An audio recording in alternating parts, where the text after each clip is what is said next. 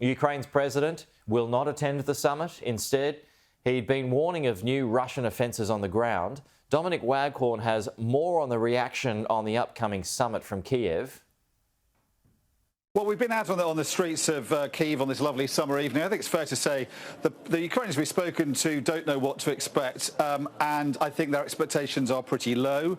They have a lot to fear from this summit, but as one man said to me, it's impossible to work out what Trump is doing. He says one thing in the morning and then something completely different in the evening, as David was saying there. The Ukrainians have seen this American president get annoyed with Putin a number of times, but always let him wriggle off the hook. And a week ago, he actively helped Putin wriggle off the hook. He was preparing for the Russian leader himself, because a week ago he was saying he was so annoyed, so angry with Putin for saying nice things, and then after the conversation was over, going back to bombing Ukraine, that he might possibly apply much tougher sanctions on Russia.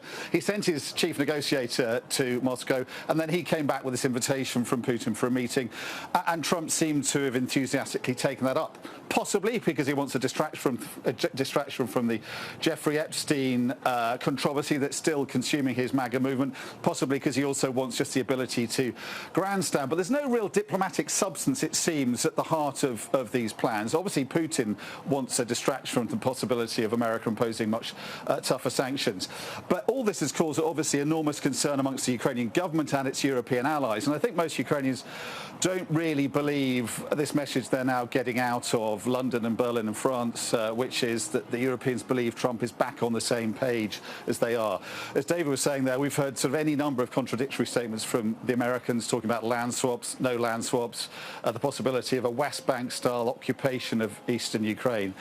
And I think the Ukrainians are hoping to just see what comes out of this and then try and limit the damage. But I think their expectations are pretty low. And what they fear is that this president, who does seem to have sided with Moscow any number of times in his presidency, will see an opportunity here to have a rapprochement with Russia that the Russians have certainly dangled in front of Donald Trump in a way that he may find hard to resist, in a very lucrative, potentially lucrative way.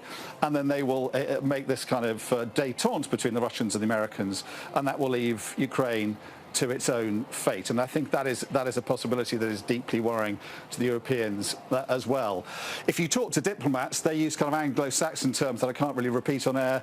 Words like one beginning with S and ending in show, another beginning in cluster and ending in a word I can't really say. They are horrified privately about the kind of diplomacy that Trump and Witkoff have been following with Russia, and they are deeply concerned about what could come out of this meeting.